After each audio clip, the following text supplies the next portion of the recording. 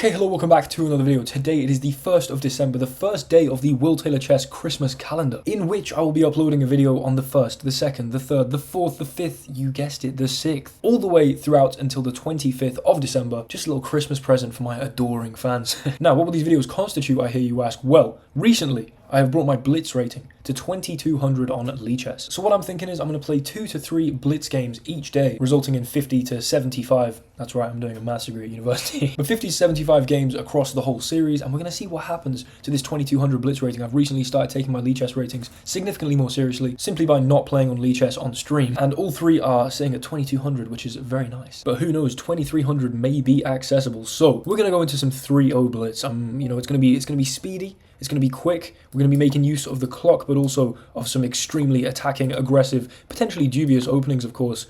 For sure, something which I don't often get to showcase on the channel is an opening like the Alien Gambit, for instance, in rapid games, because, opponents tend, H3 is a little odd, very much softens these dark squares. Opponents tend to be very well prepared against it. We're just going to develop everything, by the way. But this series should allow me to be a little more out there. I'm going to play Queen D7 and castle. We've got like perfect development of everything. Yeah, a little more out there with some of the openings. So let's castle. Should you take this, I will be happy to recapture. Should you go for knight here? Do I care? Here you take my rook. I also don't really care about the pressure here though, unless I do. Okay, I should move. I'm thinking you're not really doing anything about this king being in the center. And I mean, I could damn well just play like, I don't know, let's unpin and play rook here. I'd kind of want the other rook here, just purely for the aesthetic of having both in the center. Rook here, you take, I take, you take, and I play e4. Let's just go for it. Let's just go for it. This is the kind of chess we want to be playing. Everything developed beautifully. They do take with their bishop, okay, and if I recapture, I guess they're taking with their knight and forking. But can I just play e4? Because I kind of think I can.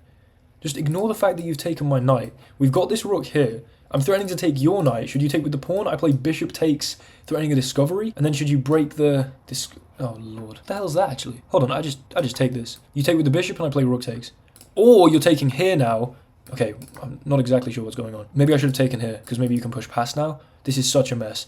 I definitely should have taken there, actually, because the bishop would have been pinned and I could recapture it later. Damn! Although here I actually have this because they've traded off their dark square bishop. I mean, here we go. We've got an active bishop here. We've got this being torn open. We've got bishop... No, I don't have bishop b5, actually, because this is held by the knight. We've got to open this up. We just have to. The knight steps back. That's your move. What about queen here? I'm threatening bishop b4. I'm also threatening to maybe just tear this all open. Do you castle? Is it plausible that castles is a move here? I guess it's plausible, but then I maybe just... What a mess. Wait, rook here, though. You take with the pawn, you lose the queen anyway, but to a different... That's insane. That is insane. That is insane. Yes, please. Thank you so much. We had bishop b4, oh my lord, we just take this with the rook. Oh my lord, because the queen's pinned. Oh, what a game. I'm going to analyze before going straight into the next one, because I think, I want the game fresh in my mind. 18 moves, a disgusting win to start us off. I mean, this is going to be one hell of a Christmas calendar, guys. Make sure you're subscribed and watching every video and commenting on every video and liking every video. But a little analysis shows, okay, not quite the most accurate, but I was never in danger of losing. So, okay, hold on. e4, we got our Scandinavian. This opening made a whole lot of sense. Our opponent played this completely inane prophylaxis with h3. Okay, fair enough. And then queen d7, mistake. Queen c7 is better, but again, I'm not particularly concerned. We're just looking to get castled. I'm not going to analyze these to like extreme length. Now, I should have gone for e4 first. That does make sense. I guess I go for e4 first, and I'm threatening to take the knight. Should you take here, I can take the knight, and then should you take here, I can go rook e8. Okay, so very similar idea. I just like the idea of playing rook e8 first. However, they needed to play bishop e2 and break this whole shenanigans down the e file. Instead, they took. Then... I mean, this got to be a brilliant move, no? Damn, are you serious? I should have taken here first? Knight takes? Oh, but then I have bishop b4 check. What? Knight d2? e4, you take my queen, and I play e d3. Oh my lord. Okay, of course the computer's going to have fantastic ways that we could have played that, but taking, opening this up, and then, yeah, queen e7 is a lovely move, the best move, in fact. But we threaten this bishop b4. We threaten to take here and just open everything up. And also, if you castle, we're threatening the pin that way, which I didn't even realize. Then bishop takes. We play rook takes here. Okay, you can take this, but after here, that would have been checkmate. Damn. Right, let's get into the next game. Let's get into the next. We're 1 win, 0 losses. What a streak so far. We're up 6 elo, I believe. And now we're playing a slightly high rate player. You see what I mean about about dubious openings? We're playing the Hairstorm Gambit. We're playing e5. And we're going to try and build something of a time advantage by just throwing pawns forward. This is ridiculous. F5.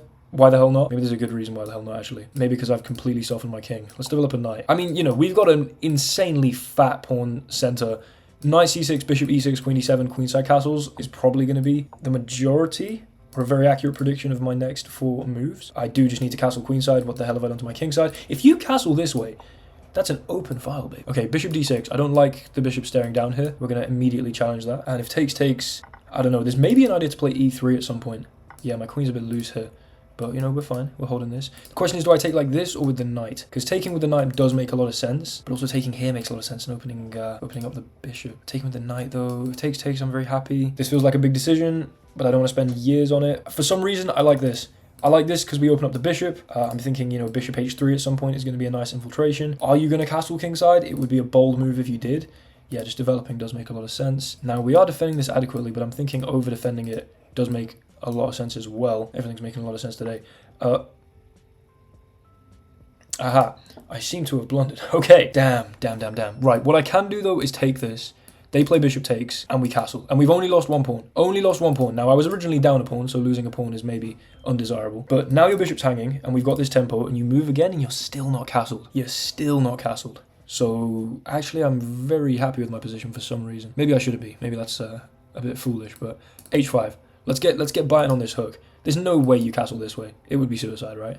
You'd assume. At least, you know, giving me practical chances. They do play h4, though, suggesting they do care about safety on the king side. I might just go for like this and knight b4 and go for a pretty simple fork threat. I don't know how ridiculous that is. I could also start with this, maybe. Okay, now there's nothing on the h file. Let's bring this rook to the e file. I'm thinking that has to make some sense. Now, I would imagine my opponent should play queen d2 and castle queenside, or that's at least very likely. If they do play queen d2 here, what do we...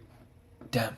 Fair enough. I was not expecting it, but fair enough. Let's play queen d7. We're going to form the battery over towards this h3 square. I do need to keep an eye on time. This is one... I suck so badly at chess. How the hell am I going to hang c5 like that? Oh, no. Okay. Well, we started with an excellent game. We maybe now...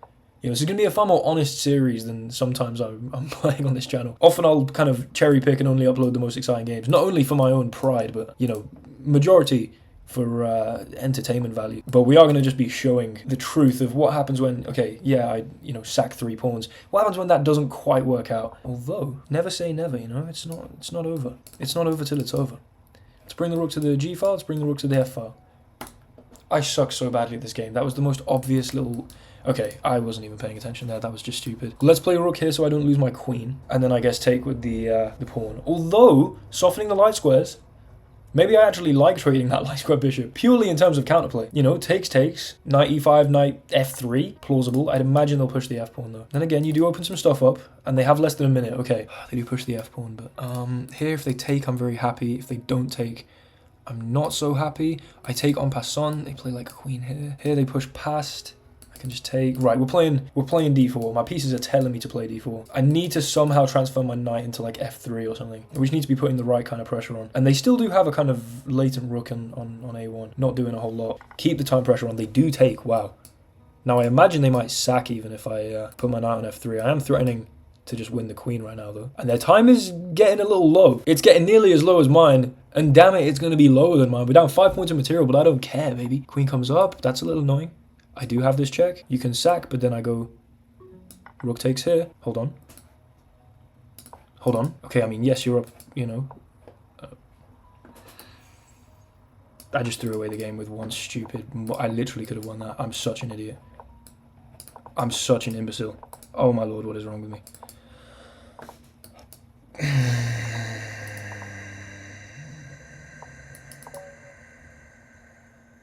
How can I not see rook c3? Oh my lord, how can I not see rook c3? I mean, to be honest, even if I hadn't played queen c5, I wasn't winning. But them low on time, I guess I come across like here, they give a check, I go here, they bring like the rook in, and then all of a sudden I'm sort of winning everything here. Like I easily could have won that. Damn! And there was a moment here when they played knight takes. Takes. Huh? c4? Oh, and if you go here, the bishop hangs. And equivalently here the bishop hangs. So you've got to go back to c1 with the knight. Then queen b4, c3, queen b2. and everything collapses in there. Okay, I'm not really surprised I didn't see that, and I'm not going to regret that too much. Let's go for another one. I need to redeem that. I'm currently down 2 elo, 1 win, 1 loss. Not best pleased, but, you know, that's okay. Let's go for a little Mengarini. Let's go for a little Mengarini here. Knight f3, a nice knight c3. Yes, please. Okay. They haven't quite...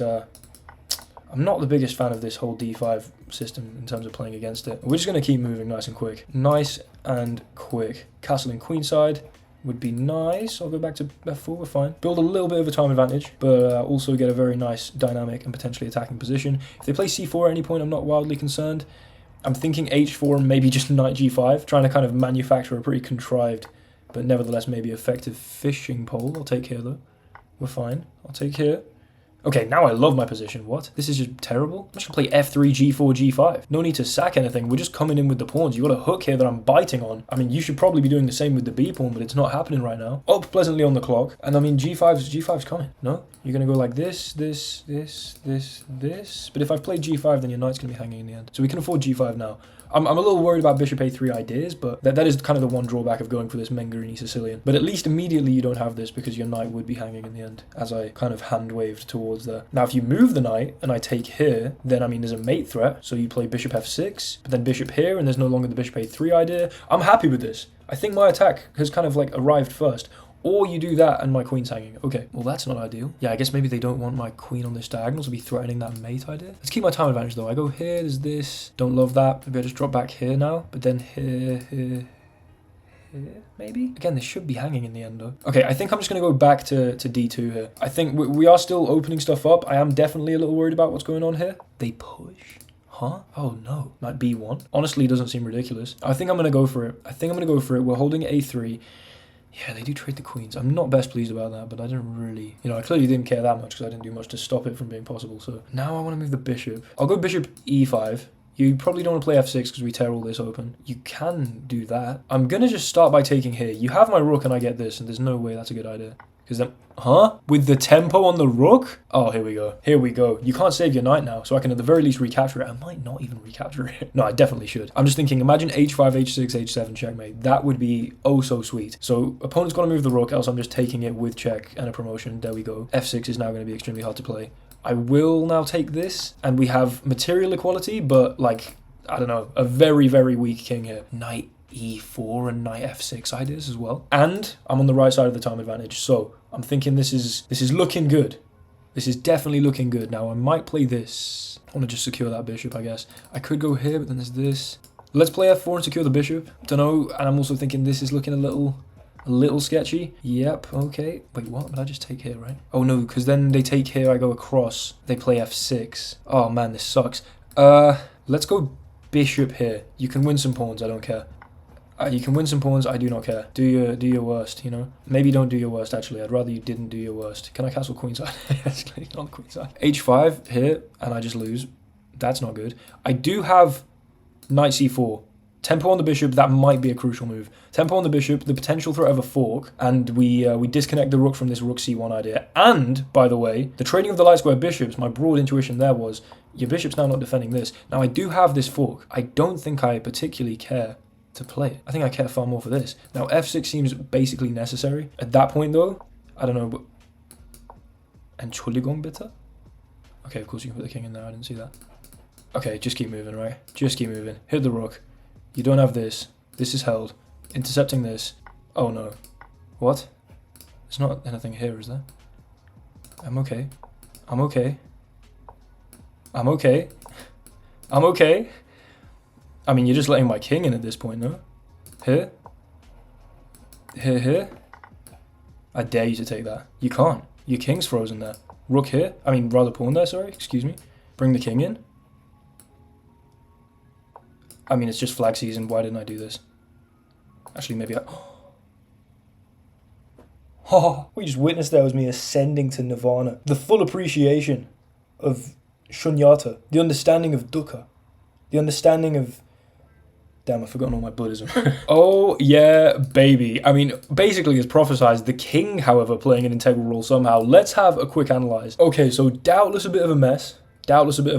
But from knight c4 onwards, and finding knight c4 was excellent, this was then fairly perfectly converted. h6, knight coming in here, They sacked. Had they not sacked, by the way, I was looking for some kind of like here, and then just indulge me for a brief moment as I wander into the possibility of a knight to, oh my lord, king g6. I guess we'd have to make like a queen there, here, and then a mate on g4 or something. Anyway, it was about swinging the knight over. The conversion, I think, was very, very nice. The opening, reasonably played. Definitely reasonably played, but they built a little bit of an advantage here. Really? I thought I was doing well here. f3, g4, g5, and they play bishop here. I should have gone across for the trade of queens. Yeah, I mean, this whole idea, I should have gone knight here. I guess that makes sense. I think the queen trade was just going to be pretty inevitable after I went to d2, which is maybe, but then again, they wanted a queen trade on here. Takes, and then I guess the knight's hanging, and I'm probably threatening to get rid of your bishop, and then play bishop d6 in the end. So imagining your opponent, like, I don't know, goes here, or rather my opponent, you guys aren't playing this game, here, and then like rook here and a fork, or for instance, knight there. Bishop d6. Actually, maybe, I don't know. Okay, I mean, it's not so obvious to me why this is even a good idea. Yeah, excuse me, that idea just doesn't make sense because they can take with the knight. So it's not quite obvious to me why this was so preferable and why this was a blunder. Oh, actually, sorry, let me look at what the computer's telling me. They could have taken here, I take, and then yeah, this line queen a3, king b1, they'd have had queen b4, king c1, they can take here, and should I take this, then I'm just getting toasted. Okay, so bishop a3 did work at one moment, they missed it, and after the queen trade, I mean, I did again concede some big advantage after taking like this, which they correctly, to some extent, exploited, but they should have gone for f6 here. Was my bishop just... Oh no, it wasn't trapped, of course, so I can take, but they're giving bishop g4 check, and if I go here, I get mated. Wow, okay. Obviously, you know, it was kind of a bit low on time. Never going to be perfectly accurate, but once we had them pinned here, all I was really thinking was, like, let me throw this pawn forward, and eventually, as you saw, somehow it happened. Thank you guys so much for watching. Hopefully you enjoyed this video. It was maybe a little fast-paced, 3 quick games. All of them definitely very exciting. The first, an absolutely nasty win to start off. The second, I could have won, and I'm exceedingly annoyed I didn't. And the third, we just got a beautiful checkmate. I mean, we're going to be playing exciting attacking chess here in this series. Listen, it might be dubious, but it's definitely going to be exciting. But if we stop and take stock, we gained 5 elo today, so that is... What if I do that over 25 days, we're going to gain 125 elo. Perfect. I imagine we'll have a little more difficulty in the future. Thank you guys so much for watching. I'll see you in the next one, which will be tomorrow, December the 2nd. All feedback in the comments is appreciated. I've kind of committed to this series now, so, I mean, you know, if you say that you hate it, you know, say it in nice words and maybe wait until the 26th of December. But, you know, just if you enjoy these kind of series type ideas, I don't know. Anyway, thanks so much for watching. Go and enjoy your day. Goodbye.